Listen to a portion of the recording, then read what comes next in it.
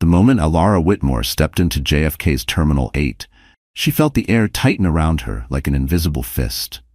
The bright boards flickered with departing flights, the hum of rolling suitcases filled the space, and the smell of burnt airport coffee drifted through the air. But none of that prepared her for what would come next.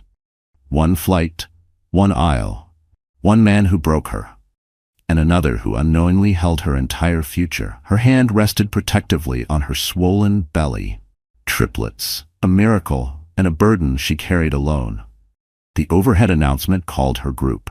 She lifted her chin, smoothed her jacket, and walked toward the boarding lane of the American Airlines flight to Los Angeles. She just needed to make this trip, just needed to secure a job so her 3 unborn children wouldn't enter a world already stacked against them. But fate had other plans. As soon as she stepped into business class, her steps faltered. Sitting comfortably in seat 4C, sipping champagne like life never touched him, was Trent Caldwell, her ex-husband. The man who'd thrown her out the night she told him she was having triplets. The man who drained their accounts before filing for divorce. The man who told her, coldly, that 3 babies were a responsibility meant for someone with fewer dreams. And next to him, draped over his arm like a trophy, was Krista Malone, the woman who took Alara's job, her peace, and her marriage without blinking. Krista's laugh sliced through the cabin. "Oh look," she whispered loudly, "the charity case is here." Trent smirked, crossing his legs, flashing his Cartier watch as if it were a medal he earned. "Didn't expect you to afford business class, Alara. Welfare stepping up its benefits." The words hit her harder than the turbulence she feared. But before she could speak, before she could defend herself, before she could swallow the pride burning her throat, someone else entered the cabin. A tall man, dark suit, sharp eyes, quiet authority. Cassian Drake, CEO of Drake Aerodyne, the youngest billionaire in American aerospace. A man powerful enough to buy this entire plane without blinking. And yet he paused when he saw her. His expression changed, subtle, searching, as if a memory tugged at him from somewhere he couldn't place. "Alara?" he said softly. Trent's smug grin froze. Krista stopped mid-blink. Passengers turned. Cassian stepped closer, his voice steady but warm. "I thought it might be you." He glanced at her stomach, concern flickering in his eyes. "You shouldn't be traveling alone. Let me help." Trent shot up from his seat, rattled.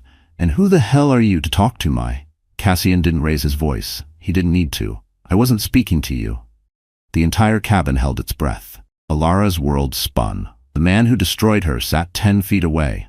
The man who didn't know he once shared a single unforgettable night with her now stood inches from her. And as the boarding line stalled behind them, Cassian gently placed his hand on her elbow. "Come sit next to me, Alara. You don't belong back there." Trent swallowed hard, because in that moment he realized Alara Whitmore wasn't the woman he left behind. She was the woman someone far more powerful had just stepped forward to protect. And the flight hadn't even taken off yet. Bold mini cliffhanger. Trent hadn't seen anything yet. Alara Whitmore had never imagined her life would shrink to a single rolling suitcase and a medical folder labeled high-risk pregnancy, triplets. At 31, she once commanded conference rooms in Manhattan, fluent in strategy, numbers, and every unspoken rule of corporate survival. People used to say she had a Wall Street mind with a heart too soft for it.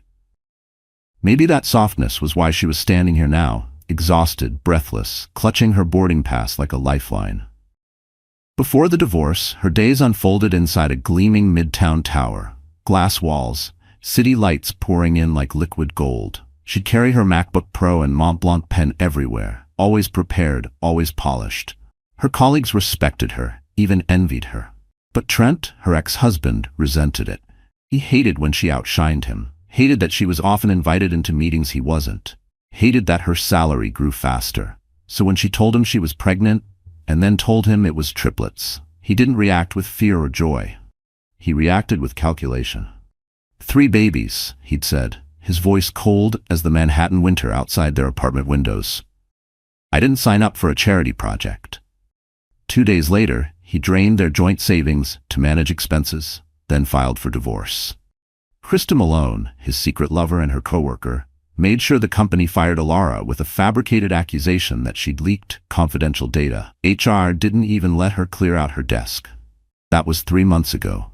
Since then, Alara learned how heavy silence felt in a tiny rented studio in Queens, where the heater groaned all night and the walls were thin enough to hear neighbors argue. She lived on oatmeal and discount groceries, saving every dollar for prenatal vitamins and the Uber rides to the doctor when her dizziness got too severe to take the subway.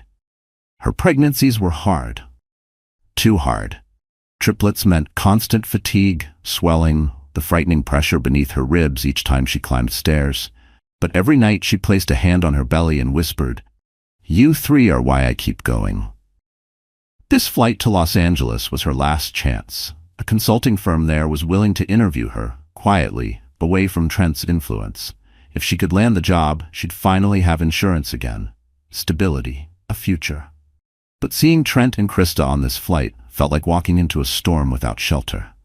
Their laughter stung, their smirks burned. Their eyes followed her like predators watching a wounded animal.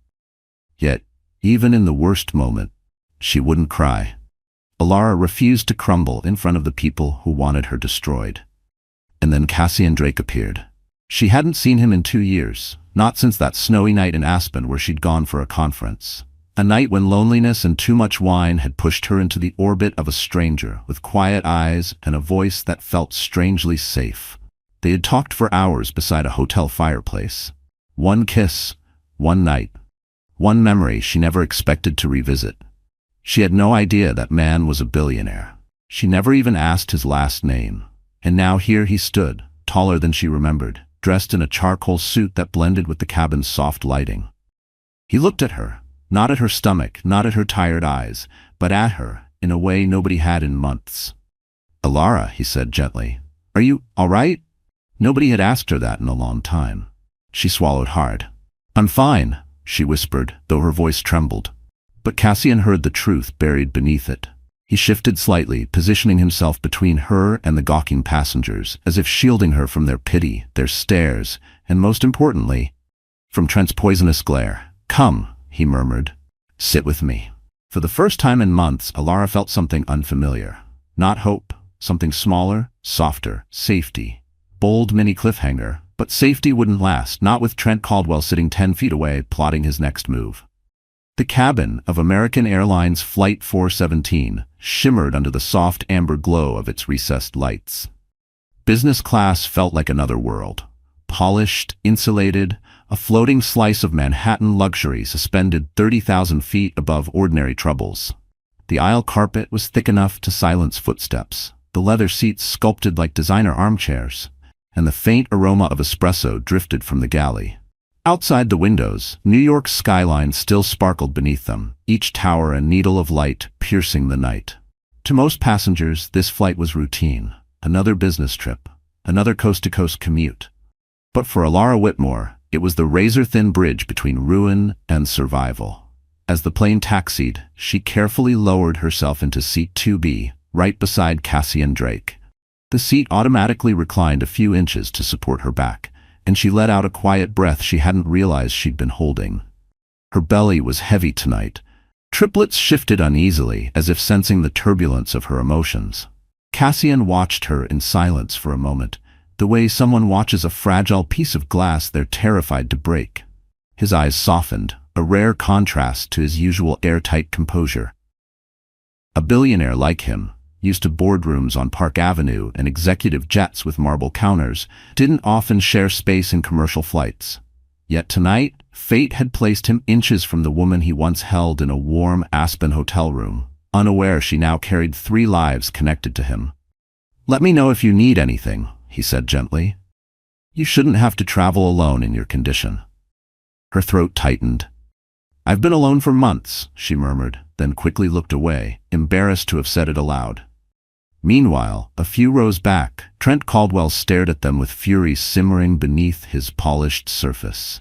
He wasn't used to being ignored, especially by Alara. She used to hang on his words, soothe his ego, shrink herself so he could shine brighter.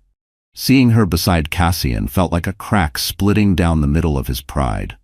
"What the hell is she doing up there?" Trent growled. Krista Malone chewed her gum with exaggerated confidence, though jealousy flickered through her heavily mascaraed eyes. "You didn't tell me she knew Cassian Drake," she said, voice edged with suspicion. I didn't know, Trent snapped. She was supposed to be pathetic. That was the point. Krista leaned closer. If Cassian gets involved, we're finished. He has pull in every boardroom from Manhattan to Seattle. Don't let her play the victim, Trent. She's not as weak as she looks. He stiffened, swallowing hard. That was the problem. Alara didn't look weak right now. She looked protected. Up front, the flight attendant arrived with menus, real cardstock, embossed with the airline's signature crest. Cassian thanked her, then instinctively helped Alara adjust her seatbelt beneath her belly. His fingers brushed hers, warm and careful. Her breath hitched. She didn't know how to respond to tenderness anymore. Outside, the plane lifted off the runway, engines roaring. Buildings shrank beneath them, the Hudson becoming a silver thread in the distance. Alara pressed her forehead lightly against the window. Manhattan disappeared under clouds, leaving behind everything she lost. The job she loved, the home she built, the husband who threw her away, the reputation Krista destroyed. Everything she once relied on was gone. But as she turned back toward Cassian, his presence calm, steady, and strangely familiar, she realized something. She wasn't returning to the life she used to know. She was flying toward a truth bigger than anything she imagined. Bold mini cliffhanger. And somewhere behind them, Trent Caldwell unbuckled his seatbelt, ready to start a war at 30,000 feet. Trent Caldwell unbuckled his seatbelt with the self-importance of a man convinced the world still owed him attention. The plane had barely leveled off, but he was already rising from seat 4C, straightening the lapels of his navy blazer as if preparing for a performance. His Cartier glinted under the cabin lights, an accessory he used like a weapon, a reminder of the status he believed separated him from everyone else, especially Alara. Krista Malone crossed her legs and leaned back, chewing her gum in that slow, taunting rhythm that signaled trouble. Her platinum blonde hair was perfectly arranged, her red lipstick sharp enough to cut glass. She scanned the cabin like a predator measuring her territory, pausing only when her gaze landed on Cassian Drake's unmistakable profile. Her gum stopped mid-chew. "That's Cassian Drake," she hissed. "The Cassian Drake. What is he doing sitting with her?" Trent's jaw clenched. "He's nothing, probably just being polite." Krista arched a brow, amused by his delusion. "Billionaires aren't polite, Trent. They're strategic. If he's talking to Alara, he wants something." "Like what?" Trent demanded. Krista leaned in, her voice a low whisper dripping with poison. "Maybe she told him you ditched her when she got pregnant. Maybe he thinks she's worth rescuing." She let the sentence hang in the air. Powerful men love broken birds, makes them feel like heroes. Trent's nostrils flared. "She wasn't supposed to bounce back," he muttered. "She was supposed to disappear." Krista smirked. "Then make sure she still does." Trent didn't like Krista's tone, but he needed her. She handled scandals for a living. Well, she caused them, then handled them. She was the reason Alara's old company fired her. It was Krista who leaked anonymous tips claiming Alara mishandled confidential files. It was Krista who spread rumors about Alara's mental state after the divorce. And Trent? He signed the paperwork and walked away. He'd been proud of it. Now, watching Cassian Drake lean slightly toward Alara, concern etched across his features, Trent felt something he hadn't felt in years. Fear. Real fear. Because Cassian Drake didn't just have money. He had influence, the kind that could vaporize Trent's career with a single phone call. Krista noticed Trent's panic and placed a manicured hand on his arm. "Relax," she whispered. "She's still weak. Look at her. She's barely keeping it together. This little moment won't last." But Krista was wrong. Alara wasn't fragile. She was exhausted, yes, pregnant with triplets, fired, humiliated, but beneath all that was a steel that hadn't cracked. If anything, Trent's cruelty forged it harder. Still, Trent's ego couldn't accept that. He stepped into the aisle and started walking toward her row. Krista grabbed his wrist. "Be careful. This is a public space. Phones are everywhere." Trent jerked away. "I don't care." Krista sighed, unbothered. "Fine. But don't say I didn't warn you. The higher the altitude, the harder the fall." Up front, Alara saw Trent approaching. Her pulse jumped. Cassian noticed instantly. His hand tightened around the armrest. Trent stopped just inches from their row, planting himself like a barricade. "Well," he said coldly, "isn't this cozy?" Cassian slowly lifted his gaze, unbothered. "You're blocking the aisle." Trent ignored him. His eyes drilled into Alara. I didn't know you were traveling with company. Alara inhaled shakily. I'm just trying to get to my job interview, Trent. Please go back to your seat. Krista watched from afar, smirking like a cat enjoying the show. Trent leaned closer, lowering his voice. Don't embarrass yourself, Alara. Men like him don't look twice at women like you. Cassian's eyes darkened. Before either of them could react, a flight attendant approached sharply. Sir, you need to return to your seat. Trent straightened, plastering on a fake smile. Of course, I was just checking on my... You're disturbing other passengers, she cut in. Passengers were indeed watching, phones were out, and for the first time, Trent realized he wasn't the one controlling the narrative anymore. Bold mini cliffhanger, and the recording that just captured his words hadn't even begun to ruin him. The cabin had settled into a soft hush, the kind that only forms when too many people witness something they shouldn't. The tension Trent left behind clung to the air like static. Alara shifted in her seat, pretending to read the safety card, trying to steady her breathing. Her babies kicked beneath her ribs, an anxious flutter she'd learned to hide. But Cassian saw everything. He always did. You don't have to endure him, Cassian said quietly. His voice was low, firm, filled with a kind of authority she wasn't used to anymore. It didn't ask, it reassured. Alara swallowed hard and forced a nod, though fear still curled in her stomach. Trent was dangerous when threatened, and he'd just seen her protected by a man he absolutely could not intimidate. The flight attendant returned with a tray of sparkling water and ginger ale. For you, Miss Whitmore, she said softly, her eyes warm with sympathy. And a blanket? It's a long flight. Alara blinked in surprise. She hadn't asked for anything. She glanced at Cassian, who simply looked out the window as if he hadn't orchestrated the kindness. He had a way of helping without drawing attention, something Trent had never mastered, even on his best days. But peace never lasted long where Trent Caldwell existed. From the back of the cabin, a man's voice suddenly erupted. Seriously? You're telling me she gets special treatment? Trent. The attendant tried to calm him, but he only grew louder. I've flown business class for years. She gets a blanket and water delivered because she bats her eyelashes at some billionaire? Passengers stiffened, some frowned, others pulled out phones again. Krista covered her face, mortified, but not enough to stop him. Trent stood, projecting his voice so the entire cabin could hear. Alara Whitmore is not who you think she is. She's a manipulator. She faked being sick at work.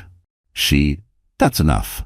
Cassian's voice cut through the noise like a blade. He rose slowly, unhurried, steady, terrifyingly calm. The kind of calm that only comes from knowing you hold the power to destroy a man's entire career with one sentence. Trent sneered. What? You think your billions matter up here? Cassian stepped closer. Sit down before you embarrass yourself further. Embarrass myself? Trent barked out a laugh. She ruined my life. She trapped me with... Alara flinched. Her hand instinctively shielded her belly. Cassian saw that, and something in him snapped. He moved between them, blocking Trent's view entirely. You abandoned her, he said evenly. You emptied her accounts. You left her without health insurance while carrying triplets. Gasps broke out across the cabin. Krista froze. Trent's face went ghostly white. Who told you that? Trent demanded, though his voice wavered. Cassian didn't blink. I know enough to say this. If you speak to her again, you will regret it. The threat wasn't loud. It didn't need to be. Billionaires didn't shout to be believed. Trent lunged slightly forward, more impulse than intention. But that was all it took. Several passengers stood up. Someone pressed the call button. A flight attendant hurried over, breathless, her tone no longer polite. Sir, if you continue this behavior, we'll have no choice but to report you to the pilot. Phones were recording again. Trent finally noticed. He paled. I wasn't. This is being taken out of context. But his voice drowned beneath a wave of whispers. That's her ex-husband? He left her while pregnant? What a monster.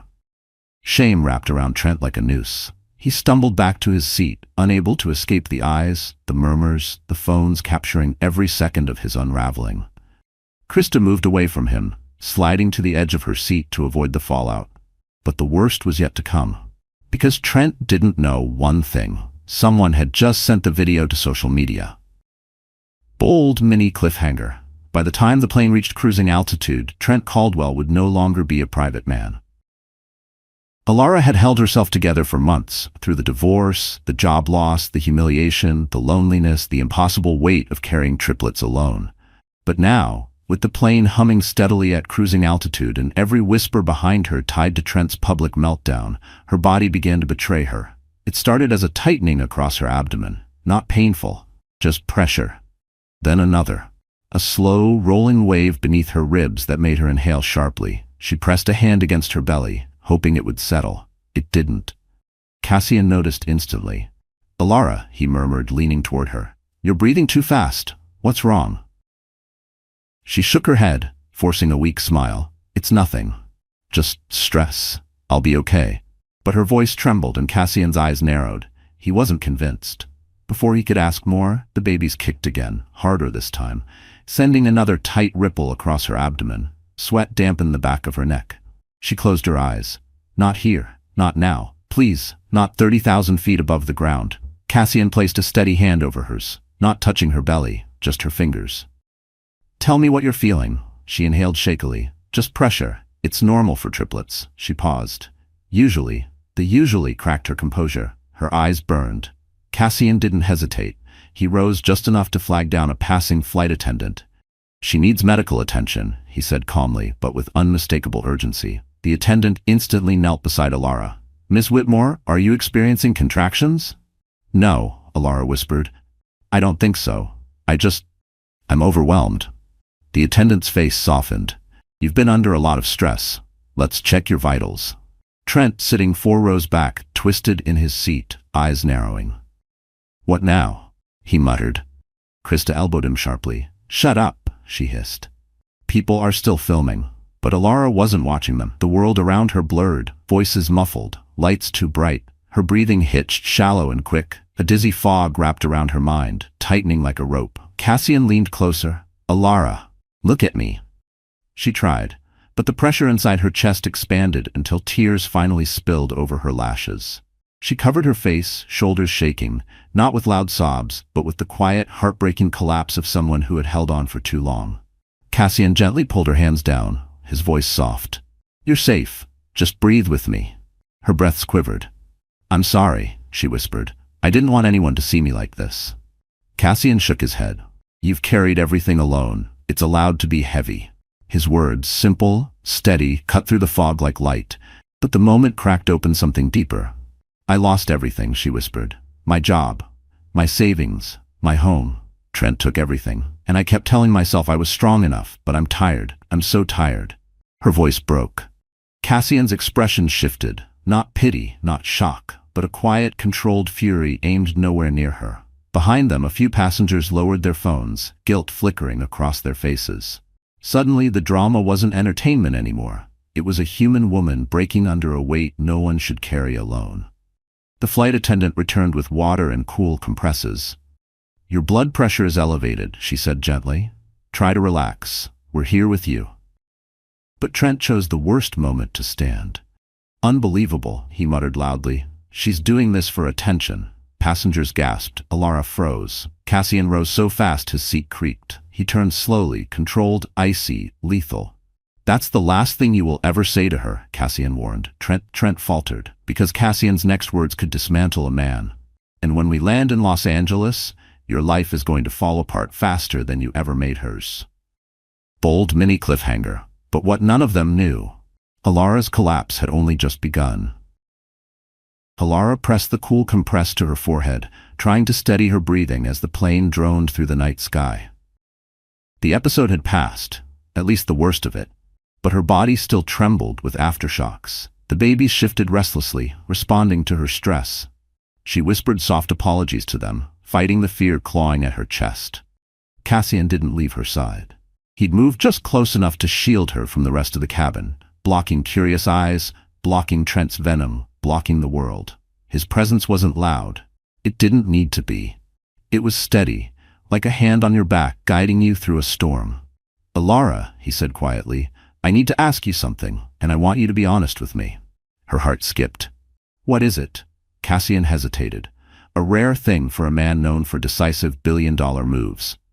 He pulled out his phone, lowered the brightness, and opened a confidential medical file. She recognized it instantly. Her prenatal chart, her due date, her conception timeline. Her pulse quickened. "Where did you get that?"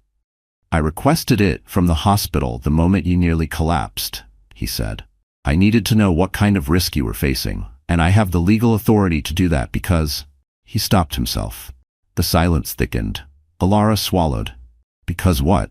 Cassian's eyes met hers, and in that moment, the cabin noise faded to a distant hum.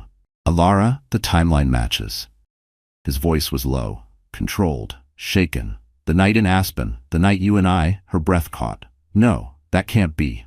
Trent was—" Cassian shook his head. "You told me in Aspen you hadn't been with your husband in months." Her world tilted. She remembered that winter night, snow falling against the hotel windows, the warmth of the fire, the rare moment she let herself feel wanted instead of criticized. A night she buried inside her memory the moment she returned to Manhattan and Trent's cold resentment. "I didn't think," she whispered. "I didn't think it mattered." Cassian's voice softened. "Alara, those babies, they might be mine." She felt dizzy again. But not from fear, from shock, from the sudden rewriting of her entire life. Her hands trembled over her belly. 3 heartbeats, 3 tiny lives. His. Cassian reached for her hand, not forcefully, but gently, waiting for her permission. When she didn't pull away, his fingers laced through hers, grounding her. "You should have told me," he murmured. "I didn't know," she said, breathless. "I didn't even know who you were. I thought you were just someone passing through my life." A flicker of something, regret, longing, crossed his face. "I've spent the last 2 years trying to forget that night," Cassian admitted. "It was the only time in my adult life I let myself be someone other than the CEO everyone expects. And then tonight, I see you again, and you're carrying 3 children who might be mine." Alara's voice broke. "What do you want from me?" Cassian leaned closer, eyes steady. "The truth, and the chance to step up if the DNA confirms it. I won't walk away from you, or them." A tear escaped down her cheek. "Trent will destroy me if he finds out." Cassian's jaw tightened. "Not if I destroy him first." Behind them, Trent froze in his seat, because he'd heard that last line. Every syllable, every threat. His face went chalk white. Krista's phone slipped from her hand. Because if Cassian Drake was the father, Trent's entire plan, the custody battle, the control, the leverage, would crumble into dust. Cassian turned back to Alara, voice gentle again. "We'll do a test when we land," he promised. "Whatever happens, you won't face this alone." For the first time in 9 months, Alara felt something break open inside her chest. Not fear, not panic. Something warmer. Hope. Bold mini cliffhanger. But someone else on that plane had already texted the news to the press. Sleep never came easily on planes, but that night, not a single person in business class closed their eyes. The air felt charged, humming with tension and unanswered questions.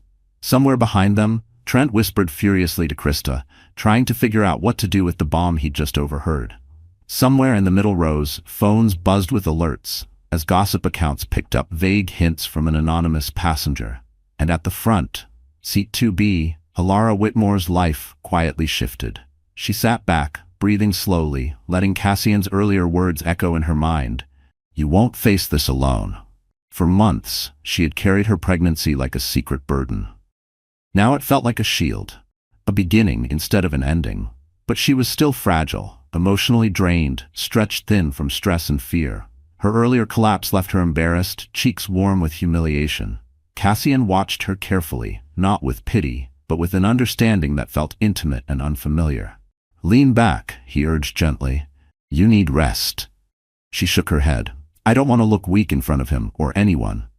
Cassian's gaze softened. "You're not weak, Alara. You're surviving. There's a difference."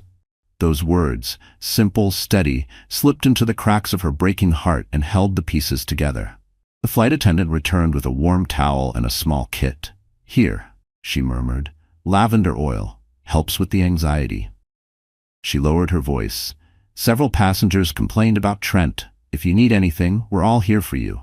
Alara blinked, shocked. People were helping her. People she didn't even know.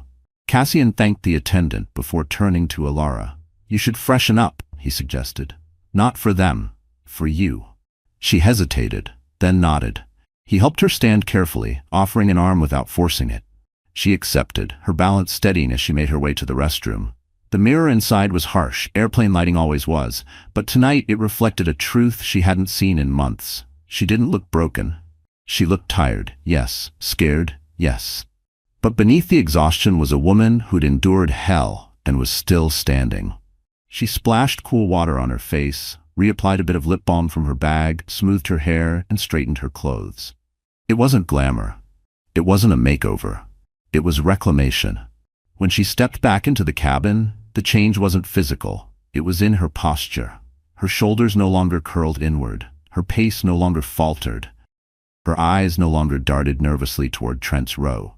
Krista noticed first. "What is she doing?" Krista whispered, voice sharp. Trent scowled, acting like she owns the place. But Alara didn't look at them. She walked straight toward Cassian, who stood as she approached. For a moment, she caught his eyes and found an anchor there she didn't expect. "Feel better?" he asked. She nodded. "Better than I have in months." The words surprised even her. She eased back into her seat, calmer now. Cassian handed her a glass of cold water. "Drink," he murmured. She obeyed, letting the coolness settle her nerves. Then, slowly, almost shyly, Alara reached down and placed Cassian's hand over her belly. A subtle kick thumped against his palm. His eyes widened, breath catching silently. "They're strong," she whispered. He swallowed. "So are you." For the first time she believed it. Behind them, Trent watched the exchange unfold, jealousy, panic, and dread twisting together in his chest. He couldn't control her anymore. Couldn't shame her. Couldn't break her. Because something fundamental had shifted. Alara Whitmore wasn't the abandoned ex-wife anymore. She was a mother, a fighter, a woman rising. Bold mini cliffhanger. And the woman Trent once destroyed was about to become the woman he could never touch again. The cabin lights dimmed as the flight attendants prepared the first meal service, but the tension inside business class only sharpened. People weren't relaxing, they were waiting.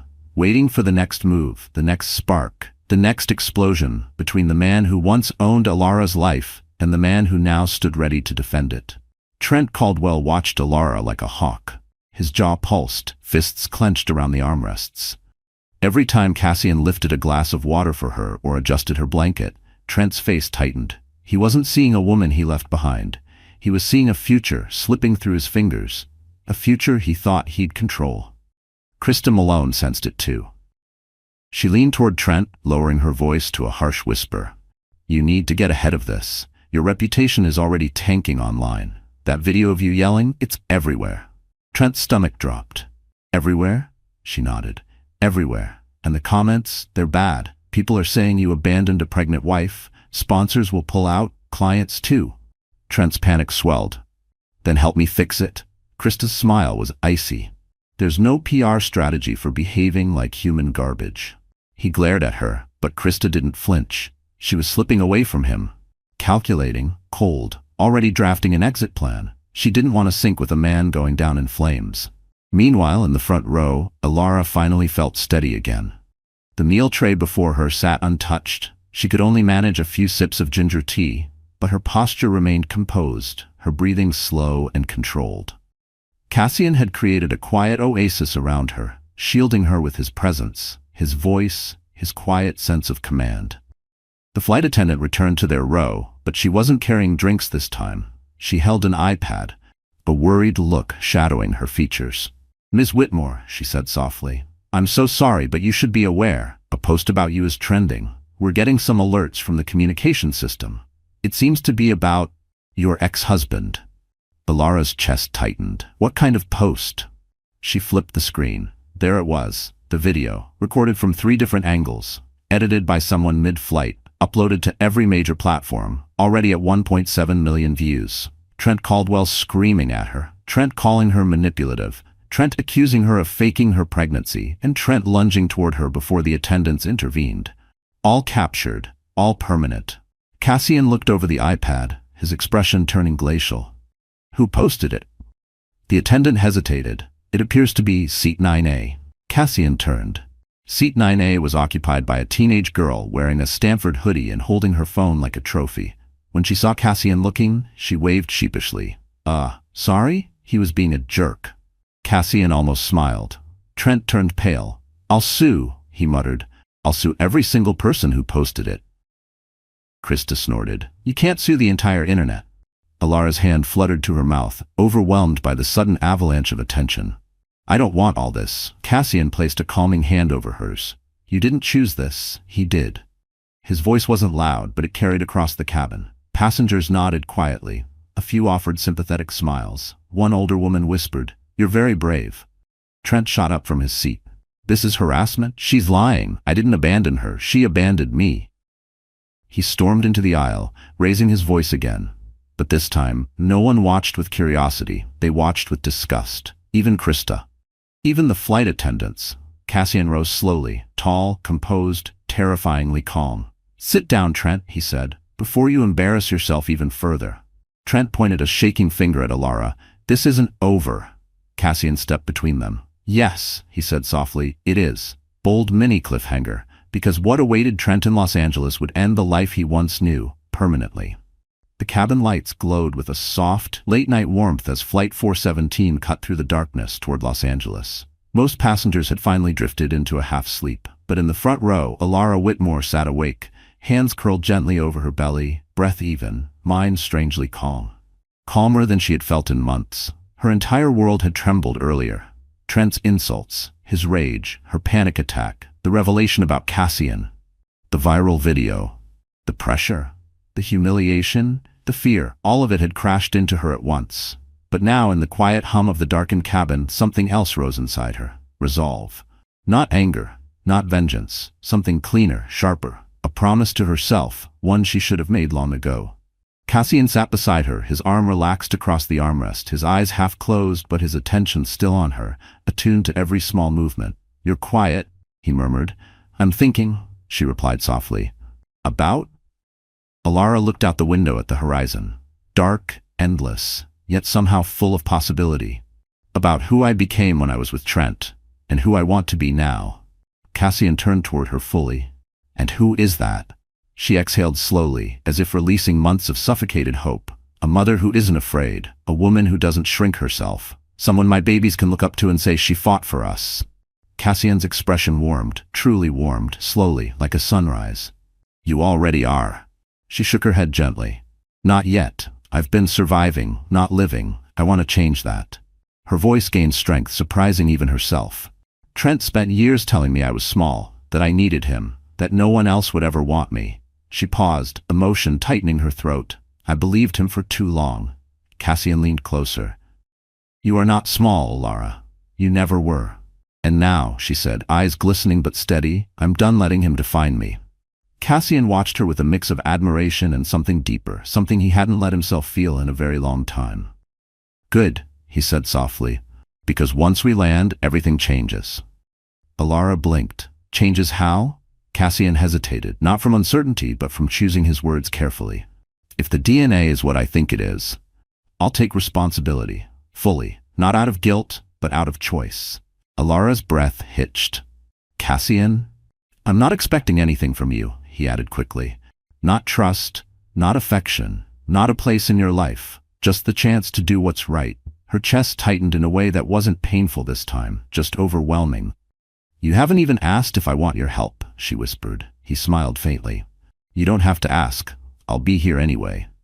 She looked away, overwhelmed by the sincerity she wasn't used to, the gentleness she feared she didn't deserve. But then a movement caught her eye. A woman from across the aisle, middle-aged, elegant, with a pearl bracelet and a warm smile, leaned slightly toward her.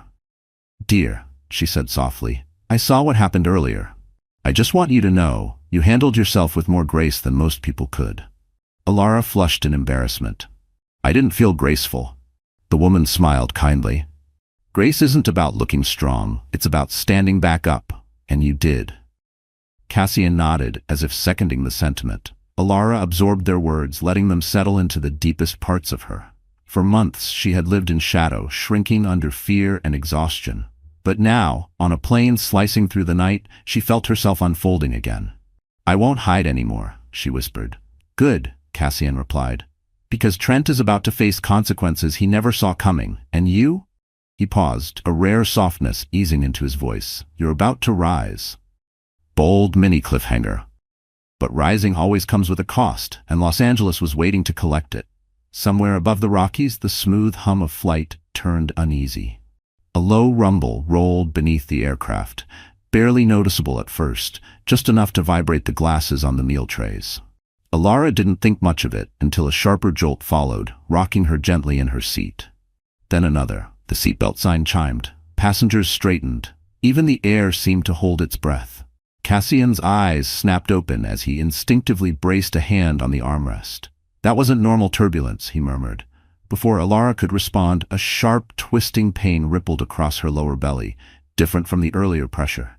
Deeper, more insistent. She sucked in a breath, fingers curling around the seat. Cassian's attention immediately shifted. Alara, talk to me. Her face blanched. Something's wrong. She tried to breathe through it, but the pain tightened again, harder this time, forcing a small cry from her throat. Passengers nearby turned. Cassian pressed the call button instantly. We need medical assistance. Now. A flight attendant hurried over, holding the wall for balance as another tremor rattled the cabin. What's happening? Cassian answered, before Alara could force out words. She's carrying triplets. She's in pain, intense pain. Alara gripped her stomach, her voice thin. I think it's contractions. The attendant paled. At this altitude, we need to check immediately. I'll bring the medical kit and alert the cockpit. As she rushed off, Cassian moved closer, one hand lightly supporting Alara's back, the other hovering protectively near her arm. Stay with me, he urged, voice calm but threaded with panic he never let surface. From 4 rows back, Trent stood abruptly. Are you kidding me? He snapped. She's doing this now? Krista slapped his arm. Sit down, you idiot. She could be in real trouble. But Trent wasn't listening. He stormed down the aisle, stopping just short of Cassian. What did you do to her? She was fine before you showed up. Cassian turned slowly, eyes dark, dangerous. Walk away, Trent. I'm not letting you steal my family. They were never yours, Cassian said, voice low as thunder. Trent faltered. Just as he opened his mouth to shout again, another heavy jolt rocked the plane. This one harder, sending gasps through the cabin. Cups toppled. A few passengers clutched their armrests. And Alara cried out. Cassian whipped back toward her, panic burning past his composure. She doubled forward, breathing fast, eyes squeezed shut as pain radiated through her abdomen. Oh God, she whispered. Cassian, something's wrong with the babies.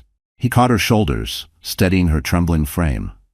Alara, look at me. You're not alone. I'm right here. Breathe with me. The flight attendant returned with a medical kit and an oxygen mask.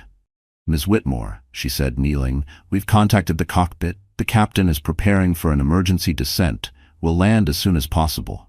Alara's tears spilled, her voice cracking. I can't lose them. I can't, please. Cassian pressed his forehead to hers, his hand cupping her cheek with heartbreaking tenderness. You won't lose them. I swear to you. I'm not letting anything happen to you or our children. The words hung between them, fragile yet powerful. Passengers watched in stunned silence. Even Trent froze, color draining from his face as the gravity of the moment crashed over him. He wasn't the center of this story anymore. He wasn't the victim. He wasn't the hero. He was simply the man who walked away. The plane dipped sharply, engines roaring as it initiated descent. Oxygen masks rattled overhead from the turbulence. The cabin dimmed. The captain's voice crackled over the speakers. Ladies and gentlemen, please remain seated. We are making a priority landing. Cassian tightened his hold on Alara, his voice steady despite the chaos. Just hold on a little longer. Help is coming. Her fingers tangled with his. I'm scared, she whispered. I know, he said, brushing a tear from her cheek.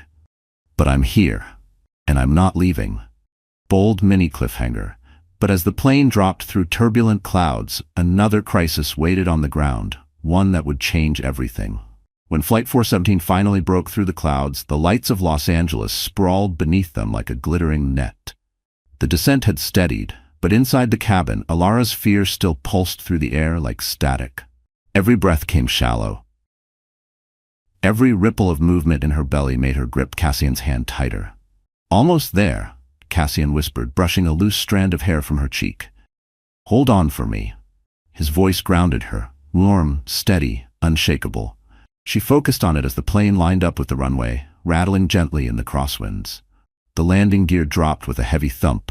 The wheels screamed against the tarmac. And finally, mercifully, the aircraft slowed into a taxi. Passengers exhaled in collective relief, but Alara wasn't relieved. She was terrified. Her abdomen tightened again, sharp, insistent, unmistakably rhythmic. Not the pressure she'd felt hours ago. These were real contractions. Her heart hammered as she pressed both hands to her belly. "Cassian," she whispered. He leaned close instantly. "Are they stronger?" She nodded, tears filling her eyes. "Yes." Cassian raised his hand to call the attendant, but Trent staggered forward down the aisle, face red, voice rising. "This is ridiculous. I demand we deplane immediately. I have business in Beverly Hills." Cassian whipped around. "Sit down. I won't be ordered around by you." But before Trent could take another step, his knees buckled. Not from weakness, from shock. Because at that exact moment, two paramedics boarded the plane with urgency written across their faces. "Passenger Alara Whitmore?" one called out. Alara tried to sit up straighter, but another contraction tore through her, stealing her breath. Cassian caught her shoulders, keeping her upright. "She's here," he said. "She's in pain. She's carrying triplets." The lead paramedic's expression shifted instantly. "We need to get her off this plane now." Passengers stepped aside, murmuring encouragement. One woman whispered, "Hang in there, sweetheart." Another reached out and squeezed Alara's hand for luck. In the middle of the commotion, Krista tugged Trent backward. "Do not go near her right now," she hissed. "Everyone's filming. You'll look like the villain." "I'm not the villain," Trent snapped. But the tremor in his voice betrayed him. Cassian helped ease Alara to her feet, supporting her weight as the paramedics guided her toward the exit. Every step sent another jolt through her abdomen, sweat dotted her forehead, fear flickered in her eyes. "I can't do this," she whispered. "You can," Cassian said, tightening his grip. "You're the strongest person I know." The words hit her harder than the contractions. Because Trent never called her strong, he called her dramatic, overly emotional, a burden. Yet Cassian, this man she barely knew, this man tied to her children by fate and a forgotten night, saw her strength even now. They reached the front door of the plane. Cold airport air rushed in. Red lights flashed outside as another emergency vehicle pulled up beside the jet bridge. But before the paramedics could escort her down, a loud commotion erupted behind them. A second plane door had opened farther down the fuselage, and airport police rushed aboard. Passengers whispered. Cassian turned sharply. The officer spoke with crisp authority. "We're looking for Trent Caldwell." Trent froze. What is this?" The officer stepped forward. "You're being detained for questioning regarding the viral incident aboard this flight and a pending investigation from your employer." Krista gasped. The phones came up again. Trent's face drained of color. And for the first time since she'd boarded the plane, Alara felt something shift inside her. Not pain, power. A flicker of justice. Cassian met her gaze with quiet reassurance. "Focus on you," he whispered. "Let the world deal with him." Alara nodded weakly as another contraction hit. The paramedics started moving again, but one thought echoed through her mind. Everything was changing, and not just for Trent, but for her, the babies, and the man quietly claiming a place beside her. Bold mini cliffhanger. Because the moment she reached the ambulance, a truth waited that would change all three of their lives forever. The ambulance lights strobed across the tarmac, casting red and white flashes over Alara's pale face as paramedics loaded her carefully onto the stretcher. The cool Los Angeles night hit her skin like a shock. Her breaths came shallow, controlled only because Cassian never let go of her hand. "You're doing great," he whispered, keeping pace beside the stretcher as they moved quickly toward the ambulance bay. "Just breathe through it." Alara nodded weakly, though fear thickened her throat. Every contraction felt closer, tighter, sharper, like her body was trying to pull itself apart. She wasn't ready. The babies weren't ready. And yet, ready or not, fate never waited for anyone. Inside the ambulance, paramedic Alvarez clipped sensors onto her chest, adjusting the monitor. "Blood pressure's high. Contractions are irregular but too close together for comfort. We need to get her to the hospital, fast." Cassian climbed in without hesitation. Alvarez blinked. "Sir, only one. She needs me." His voice left no room for debate. The paramedics exchanged a glance, then nodded. Cassian took his seat beside her, gripping the rail with one hand and her fingers with the other. Alara exhaled shakily. "I'm scared." "I know." Cassian's thumb brushed her knuckles. But you're not alone anymore. I promised you that. Another contraction hit, harder. She squeezed his hand so fiercely that he winced, but didn't pull away. Outside, sirens wailed as the ambulance tore through LAX's service route. Her breaths turned ragged. Cassian, what if something happens? What if they come too early? What if? Stop. He leaned closer, letting his forehead rest gently against hers. Nothing is happening without you and I facing it together. I swear it. For a moment, there was no turbulence, no Trent, no cameras, no fear. Just his breath, her heartbeat. 3 tiny lives shifting beneath her ribs. But the calm didn't last. Alvarez frowned at the monitor. Her stress levels are spiking. We need to keep her conscious and calm. Miss Whitmore, do you have any history of trauma we should know about?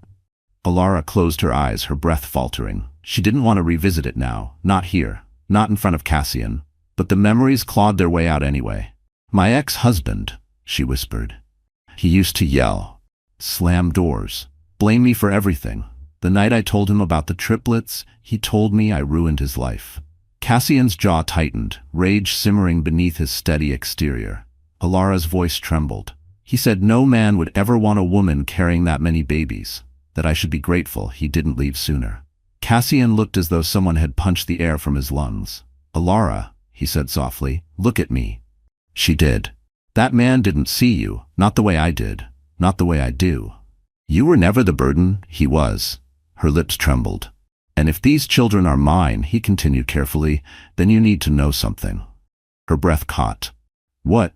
Cassian hesitated, not because he doubted his words, but because saying them out loud would change everything.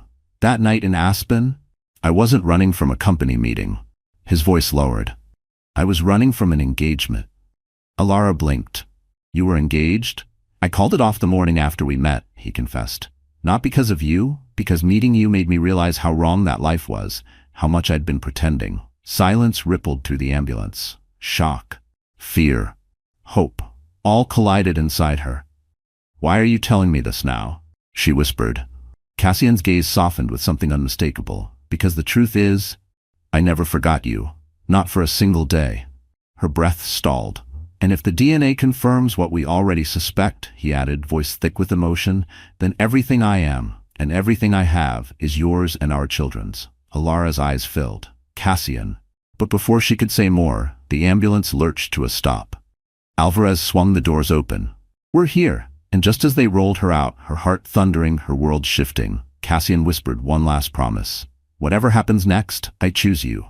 I always did. Bold mini cliffhanger. But inside the hospital, someone waited with news that would upend all their assumptions.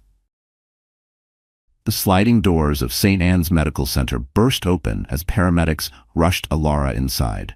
Bright fluorescent lights cut across the hallway, nurses moved with urgent precision, and the sharp scent of antiseptic filled the air. Alara gripped Cassian's hand until her knuckles whitened. Stay with me, Cassian whispered, keeping pace as the gurney rolled down the corridor. I'm right here. A nurse intercepted them. Sir, you can follow, but please give the doctors space. Cassian nodded, but he didn't release Alara's hand until they physically guided him back. Alara reached out desperately as the doors swung closed behind her. Cassian, I'm here, he called as the doors shut. And then she was gone behind glass. Cassian exhaled, pacing the hallway like a caged storm. His coat still smelled faintly of jet fuel and lavender oil from the compress he'd held against her head on the plane. His mind raced. Triplets, early contractions, stress, danger, too much danger. A doctor approached with brisk steps. Mr. Drake? Cassian stepped forward. How is she? Stable, the doctor said. But we're watching her closely. Stress-induced contractions can escalate quickly with multiples. Cassian nodded, jaw clenched. I want the best team you have on her. You already have them, the doctor assured. But there's another issue. Cassian stiffened. What issue? The doctor lowered his voice. Someone is already here requesting access to her medical information. Someone claiming to be her spouse. Cassian's blood went cold. Trent, the doctor continued. He was belligerent. Security removed him from the maternity floor, but he's refusing to leave the hospital. Cassian's eyes narrowed, darkness flickering behind them. He comes near her again, and I'll... Mr. Drake, the doctor cut in gently, let security handle him. You need to stay focused on Ms. Whitmore. Cassian inhaled sharply. forcing himself back under control. Before he could respond, another voice called from down the hall. "Cassian!" A woman hurried toward him. Dr. Mara Livingston, the hospital's chief geneticist and a longtime colleague of his company's research team. She held a sealed envelope in her hands. His breath faltered. "The DNA results. You told me to rush it," she said. "I have the preliminary panel." Cassian swallowed hard. "And?" Dr. Livingston glanced around. "Let's sit." "No," Cassian said. "Tell me." She hesitated. "Cassian, the results are complicated." That word sliced through him. "Complicated how?"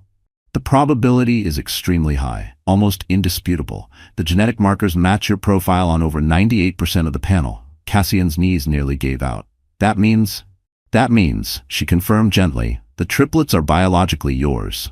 He closed his eyes, fighting the swell of emotion, relief, fear, awe, a fierce protectiveness that roared to life inside him. "But there's something else," she added. His eyes snapped open. "What?" She handed him the sealed envelope. "Two of the babies share an identical paternal sequence. The third shows a slight anomaly. Not a mismatch, just something we need a more complete panel to confirm." Cassian's voice dropped. "Are you saying one of the babies might not be mine?" "No," she said quickly. "Nothing suggests another father. It's likely a benign genetic variation. But in rare cases, triplet sets can form in mixed patterns, two identical, one fraternal." Cassian exhaled, tension loosening. "So they're mine?" "Yes," she said gently, "all three." Before he could respond, the maternity wing doors burst open. "Alara Whitmore is asking for Cassian Drake," a nurse called. Cassian didn't wait. He pushed past security, past nurses, through the doors. His heart pounded as he reached her room. Alara lay against pillows, eyes wet, face pale, but alive. "You came," she whispered. Cassian moved to her bedside, taking her hand with a tenderness that silenced the world. "I told you," he said softly. "I'm not leaving." Her lips trembled. "Did they say anything about the babies?" Cassian brought her hand to his lips. "Yes," he whispered. "And I need to tell you something important." Bold mini cliffhanger. Because the truth he carried into that hospital room would redefine everything they thought they knew about their future. Alara lay propped up on soft hospital pillows, one hand resting protectively over her belly, while the monitors beeped steadily beside her. Her color had improved, her breathing softer now, but her eyes still carried a lingering fear, the kind that only began to fade when Cassian stepped into the room and closed the door behind him. "Talk to me," she whispered. "What did they say?" Cassian sat beside her, his expression a quiet mixture of awe and responsibility. For a moment, he simply held her gaze, as if memorizing her face before speaking the truth that would bind their lives together forever. "The DNA test came back," he said softly. Alara's breath hitched. "And?"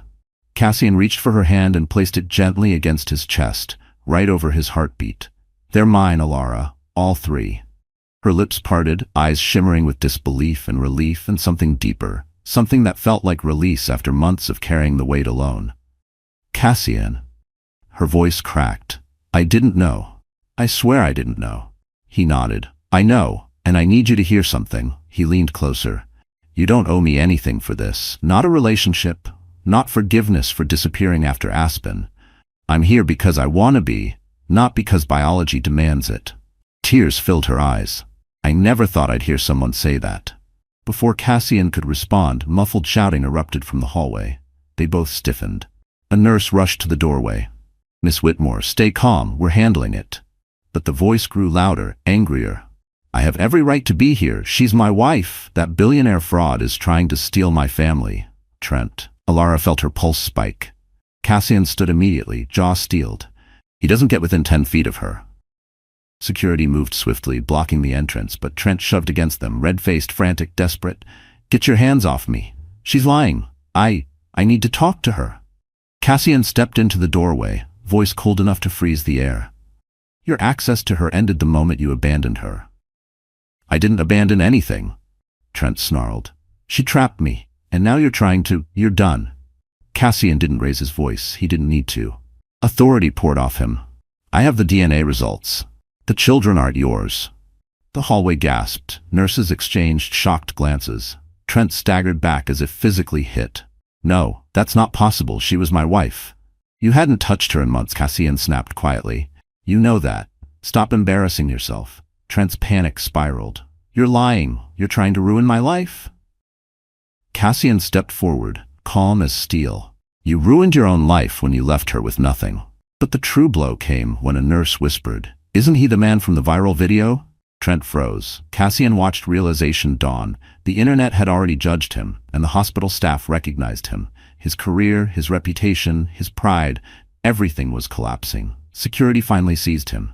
Trent kicked uselessly. Alara, tell them that." Alara appeared in the doorway behind Cassian, pale but standing.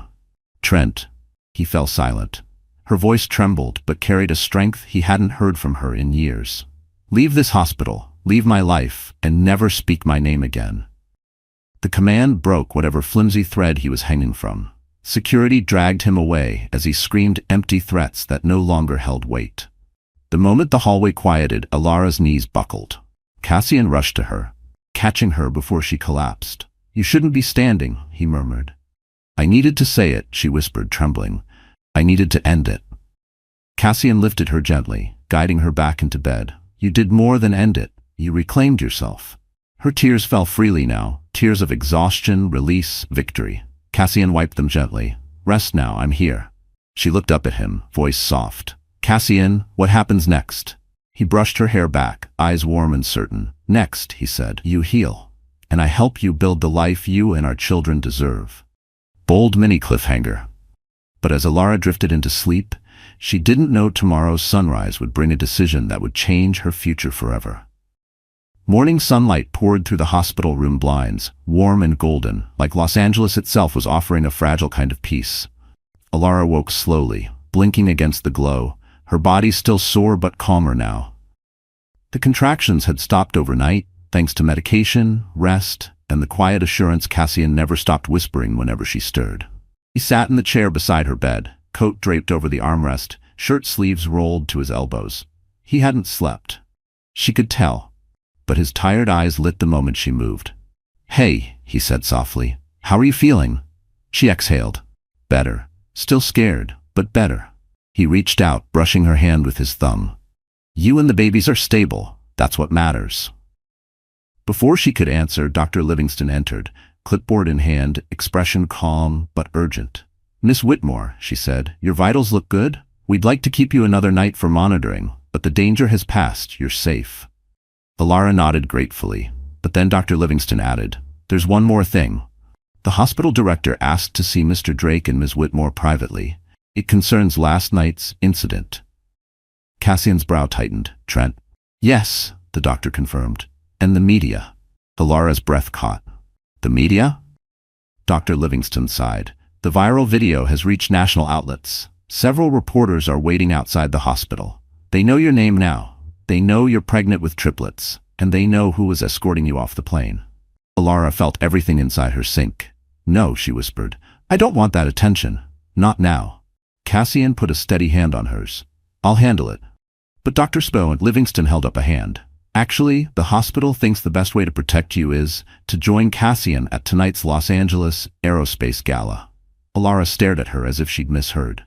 "A gala?" "Yes," the doctor continued. "It's private, secure, media-free, and more importantly, if you appear publicly with Cassian, it establishes a narrative before Trent can twist one."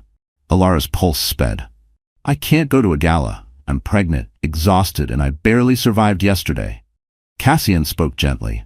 "You don't have to do anything, but if you go, we can control the story. We can protect you."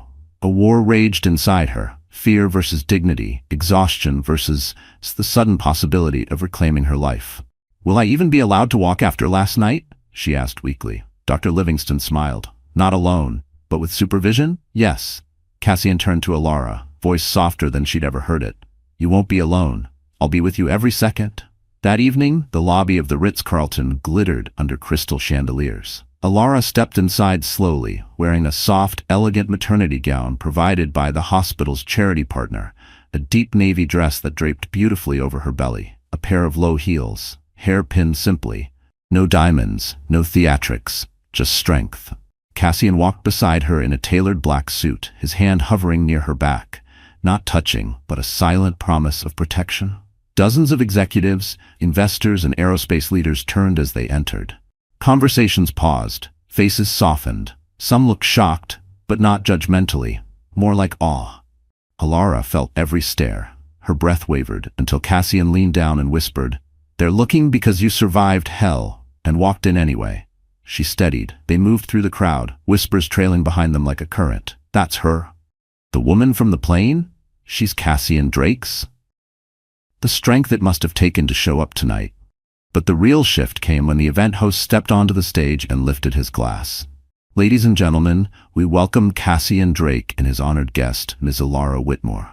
A woman whose courage reminds us that true resilience is not forged in boardrooms, but in the storms life throws at us."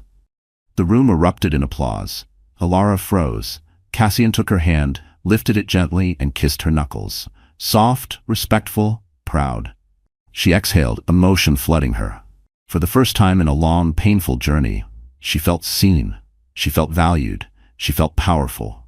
Bold mini cliffhanger.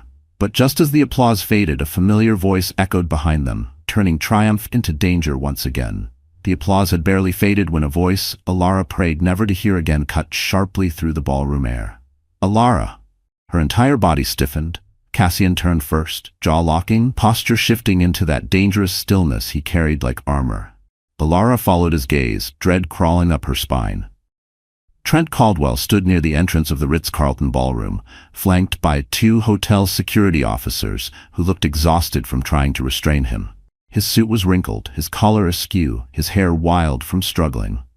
He looked nothing like the polished executive he projected on social media. He looked unhinged. Krista Malone lingered several steps behind him, arms crossed tightly, eyes wide with more fear than loyalty now. The crowd parted instinctively, creating a wide, silent circle around Trent, as if instability radiated off him like heat. "Alara," Trent said again, but this time his voice cracked, pathetic instead of powerful. "We need to talk." Cassian stepped in front of her immediately. "She doesn't owe you anything." Trent's face twisted. "This doesn't involve you." "It involves me the second you threaten the mother of my children." A wave of whispers rippled through the room. Trent blinked rapidly, stunned. "Children? You're—" No, she's lying. She's trying to replace me." Cassian remained calm, deadly calm. "We have the DNA results." The color drained from Trent's face. Cassian continued, voice even and sharp. "You're not the father. You never were." Gasps echoed through the crowd. Phones quietly lifted. Reporters, though barred from the ballroom, had already slipped inside under the guise of corporate guests. Every word was being recorded. Trent shook his head violently. No, this is a setup. She's manipulating you. She manipulated me for years." Alara finally stepped forward, unable to let him rewrite her story again. "Trent," she said softly, but firmly. "Stop." The single word froze him. She continued, voice trembling but clear. "You didn't love me. You didn't want me. The only thing you ever cared about was how I looked standing next to you. When I told you about the babies, you didn't hesitate. You abandoned me." "That's not." "You drained our accounts," she said, louder now. "You threw me out of our home. You told me no man would ever want me carrying triplets." More whispers, more shock. A woman in the crowd dabbed tears from her eyes. Trent's mouth opened, but no sound came out. Alara inhaled deeply, gathering the last pieces of courage she'd been rebuilding since the moment she boarded that awful flight. "You didn't break me," she said. "You just freed me to find someone who actually sees me." She reached for Cassian's hand. Not dramatically, not with theatrics, but with quiet, steady certainty. The gesture gutted Trent. The room watched as he shook, realizing too late that the world he'd carefully built on lies and ego had collapsed. He tried one last desperate attempt. "Alara, please. I made mistakes, but we can fix." "No," she whispered. A gentle, final dagger. "No, Trent. I'm done." Security moved in, but Cassian lifted a hand. "Wait." He walked toward Trent until they stood inches apart. Cassian lowered his voice, not threatening, not cruel, but devastating. "If you ever come near her again, if you ever speak her name again, I will use every resource I have to make sure you never work in this industry. Ever." The words didn't have heat. They didn't need it. They carried truth. Trent stumbled backward. "You can't do that." "I already did," Cassian said. "Your company contacted me this afternoon for an investor meeting. I told them I wouldn't sit at a table with a man who abandons a pregnant woman. They suspended you within the hour." Trent's knees buckled. Krista gasped softly, then took a step away from him, severing her final connection. Security escorted Trent out, his protests fading into a distant echo. Alara's breath shook, not in fear but in release. Cassian returned to her side, touching her cheek with gentle reverence. "Are you all right?" She nodded slowly. For the first time in a long, long time, yes. Bold mini cliffhanger. But the night wasn't over, and Cassian still had one final truth to reveal. The ballroom air vibrated with aftershocks from Trent's removal. Guests whispered in tight circles, glancing at Alara and Cassian with a mix of awe and empathy. But not all eyes held sympathy. From near the edge of the room, Krista Malone lingered like a shadow, arms folded, jaw tight, calculating. She watched Trent dragged out of the gala like spoilt royalty stripped of power. Her lips tightened. She'd tied her career to him. Wrong bet, and the crash was only beginning. Cassian guided Alara to a quieter corner of the ballroom, away from the eyes and murmurs, though cameras discreetly captured every step. He set a hand on her back, light, steady, protective. "You handled that with more dignity than he deserved," he murmured. Alara exhaled shakily. "It felt like the first real breath I've taken in months." Cassian smiled softly, but the emotion behind his eyes suggested there was more he wanted to say, something he was holding back. Before he could speak, a ripple passed through the room. A man in a silver tuxedo whispered something to the event host, who stiffened and turned toward Krista. Moments later, the host tapped the mic. "Ladies and gentlemen, apologies for the interruption, but there is a matter that needs to be addressed regarding a violation of confidentiality and misconduct within the aerospace industry." Alara's head snapped up. Krista's expression flickered. For the first time that evening, she looked genuinely frightened. The host continued, "Recent evidence has come to our attention involving deliberate falsification of internal reports and the sabotage of a former employee within the Manhattan office of our partner firm." Murmurs erupted. Cassian's jaw tightened. "Alara Whitmore," the host said, turning toward her, "this concerns you." The room erupted with gasps. Alara froze, breath caught, panic briefly flickering before Cassian stepped closer, grounding her with his presence. The host lifted a tablet. "We have documented, time-stamped emails and audio files provided anonymously. They confirm that Ms. Krista Malone orchestrated a smear campaign that led to Ms. Whitmore's wrongful termination." A collective inhale swept the ballroom. Cassian's face went cold. Alara's heart thudded. "What?" Krista tried to step back, but two event security guards blocked her retreat. "I didn't. This is taken out of context," she sputtered. But the host tapped a button. Krista's voice filled the ballroom speakers. "Make sure the leak points to Alara. She'll break under pressure. Trent wants her gone, and I want her job." Silence hit the room like a stone dropped into water. Krista paled. That recording is illegal. She's lying." But no one believed her. A CEO from a nearby firm stepped forward. "Ms. Malone, sabotage of a colleague during a high-risk pregnancy is not just unethical, it's criminal." Krista's voice collapsed into frantic whispers. "You don't understand. Trent promised." "Trent can't save you," Cassian said, voice steady and sharp as glass. "No one can." Security escorted Krista toward the exit. Her heels clicked against the marble floor, each step punctuated by the murmurs of everyone she once tried to impress. She looked like a fallen star, burning out in real time. As she passed Alara, she spat through tears. "You were never meant to win." Alara's expression held no bitterness, just quiet strength. "I didn't win," Alara said softly. "You lost yourself." Security pulled Krista away as she dissolved into sobs. The room erupted with applause, loud, cathartic, triumphant. This wasn't Alara being pitied. This was justice unfolding in a chandelier-lit ballroom. Cassian turned to her, pride glowing in his eyes. "It's over," he said. Alara exhaled, trembling with relief. "For the first time, I believe that." But Cassian wasn't finished. He touched her hand, voice lowering. "There's something else you deserve to know. Something important." Her heart startled. "What is it?" Cassian inhaled deeply, gathering courage. "Tonight isn't just about clearing your name," he said. "It's about giving you back the future that was stolen." Bold mini cliffhanger. Because the truth Cassian revealed next would change not just her future, but the future of her children, and the life she never thought she deserved. The ballroom glowed with gold and crystal, but for Alara everything faded except Cassian's voice. The world around them, executives whispering, champagne glasses clinking, Krista being escorted out in disgrace, blurred into a soft hum. All she saw was him. All she felt was the weight of the moment hanging between them. Cassian inhaled slowly, as if steadying himself before stepping off a cliff. Alara, there's something I've kept to myself, not because I didn't trust you, but because I wanted the right moment. His eyes softened, and tonight is that moment. Her heartbeat stumbled. Cassian, what are you talking about? He led her toward the terrace doors, the ones overlooking the Los Angeles skyline. A cool breeze swept through the space as the doors opened, and the city glittered beneath them like a sky flipped upside down. The terrace was empty, just the two of them. Cassian turned to face her fully. I didn't just call off my engagement after Aspen, he began.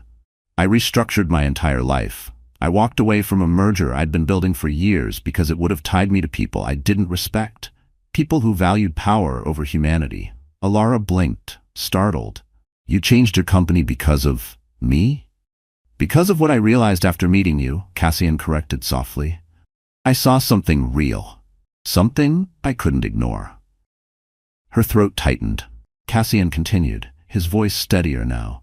When I learned you were carrying triplets, when I thought for one moment they might be mine, it didn't scare me. It felt like the universe was giving me another chance to choose something good. Something honest. Alara swallowed hard. Cassian, I don't know what to say. You don't have to say anything yet. He held her gaze, unwavering. Just listen. Inside, through the glass, the ballroom dimmed. A projector lit up the stage as names appeared on the screen. Industry leaders, innovators, the top 100 influential voices. Cassian's own name appeared among the first. But he didn't look away from her. I'm not asking for anything, he said quietly. Not tonight. Not after everything you've been through. I'm not asking you to fall in love with me. I'm not asking you to move in with me or change your life for me. Alara's breath caught. Then what are you asking? Cassian stepped closer, close enough that his warmth wrapped around her, close enough to quiet the trembling in her chest. I'm asking for a chance, he whispered. A chance to be in your life, in their lives. A chance to give you something safe, something steady, something you've never been allowed to have. Emotion crashed through her, fear, hope, longing she'd buried so deeply she didn't recognize it at first. Cassian, her voice broke. I'm scared.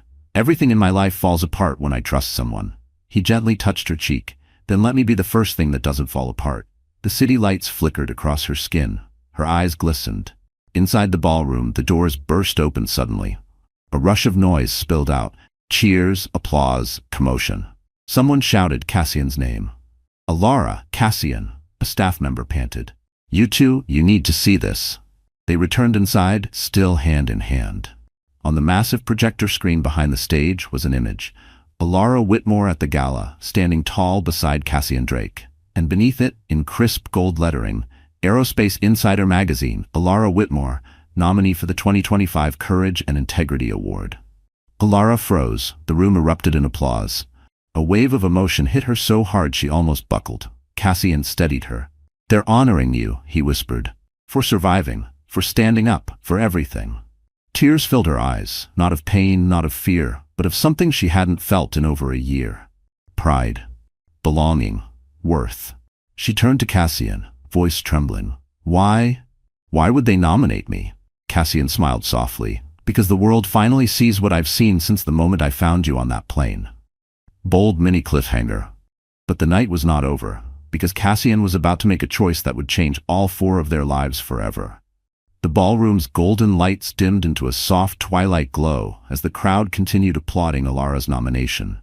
She stood there trembling, not from fear, but from the overwhelming realization that she was no longer invisible, no longer trapped in a life built by someone else's cruelty. Cassian stepped closer, his presence warm, steady, anchoring her as she blinked back tears. Alara, he whispered, this is only the beginning. Before she could respond, the host tapped the microphone again. Ladies and gentlemen, before we conclude tonight's ceremony, we have one final moment to honor. Alara felt Cassian's hand tighten around hers. The host smiled toward them. Mr. Cassian Drake has requested the floor. A ripple of excitement spread through the audience. Phones lifted. The air grew expectant. Cassian turned to her, his eyes soft with a mix of nervousness and devotion she'd never seen in him before. "Alara, I need you beside me." He led her slowly toward the stage, guiding her carefully up the steps so she wouldn't strain her balance. When they reached the center, he didn't face the crowd, he faced her. "Alara Whitmore," he began, voice strong but trembling at the edges. "You walked into my life once by accident, and fate brought you back to me in the most unexpected, terrifying moment imaginable." She tried to speak, but he gently shook his head, asking her to let him continue. "I watched you fight through fear. I watched you protect children who didn't choose the circumstances of their life. I watched you stand tall against lies, manipulation, and cruelty. And tonight, I watched you reclaim your dignity in a room full of people who once would have overlooked you." Alara's chest tightened painfully with emotion. Cassian took a breath, stepped closer, and cupped her hand between both of his.